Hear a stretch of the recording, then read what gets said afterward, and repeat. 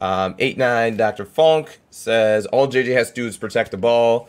If the play's not there, throw it away. The running game with the O-line deserves steak dinner tonight. I would agree with that. Oh my gosh, yes they do. Oh yeah. Let's see. I think we had another one from Teddy Rich. Let me get to that one. And you guys are live today.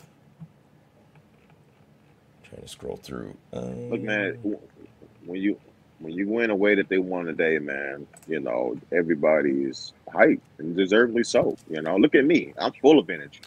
It's a big win, man. I mean, I think I'm the same guy. These are the eyeballs were on you. This is the best team you've played thus far, and was unreal. Teddy Rich, thanks for the super chat. Says all the talk was this week upset. LOL. Running back said help us out of the way, but not today for y'all. Keep God in your life and your dreams will come true. ESPN needs to respect U of M. We are better than Clemson.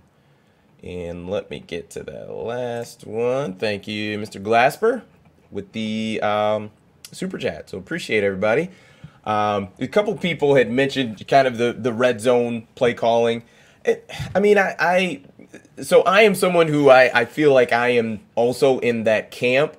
But when you're running the ball as effective as you are and just have such control of the game, I think that you.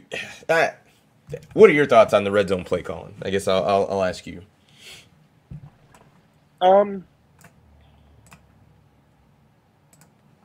It's not. I mean, I'm not a big fan of it. How they typically, especially today, and I notice a lot of times when they get in the red zone, they put JJ under center. So I'm not really a big fan of it. I think they can get better at it for sure, and I think it puts more of a need for JJ to get a little bit more better with decision making because,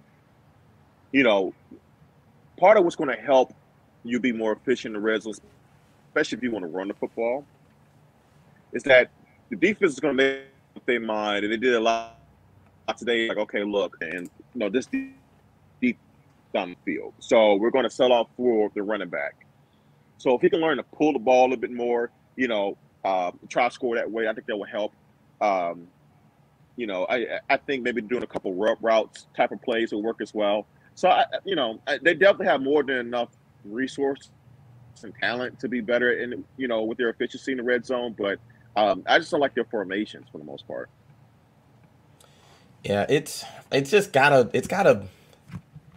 Here's the thing, and what I'll say, and I'll just kind of leave it at that, is you just have to be aggressive in the red zone. Like, the goal needs to be touchdowns, not field goals. Now, there's going to be times where, right, you get in the red zone and maybe you get backed up. It was, second in goal at the 10. Now it's second and 20, right? You get a holding call. So in that situation, I can understand it.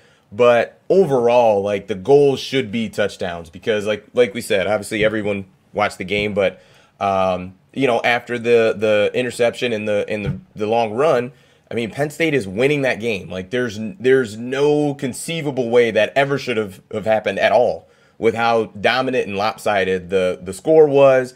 They were in the first quarter. I think Penn State had run like 7 or 10 offensive plays. Like, it was crazy. Like, that's so rare to see, but that's kind of where it was. And then you end up going into half, you're up. I think but it was like it's just 7. No, I would say it was 35-7. Like, it was 35 plays by, I think, Michigan. I think 7 plays by Penn State at one point. It was just ridiculous. It was absolute, utter domination. Like, there's not much Penn State did. There's just the score really isn't indicative. Like, we literally spotted Penn State 7. 14 points. I'd say 14. 14 points. And in the play with the busted, run with Clifford, up to that point, they weren't doing anything, and they didn't do anything afterwards. It was literally a busted play that so happened to gash us for, like, what was it, 50, 60 yards. He got it down to the 3. It wasn't like he got it down to the 20. I think by the way that the defense was playing, if Clifford gets stopped at the 20, they probably don't score that touchdown there.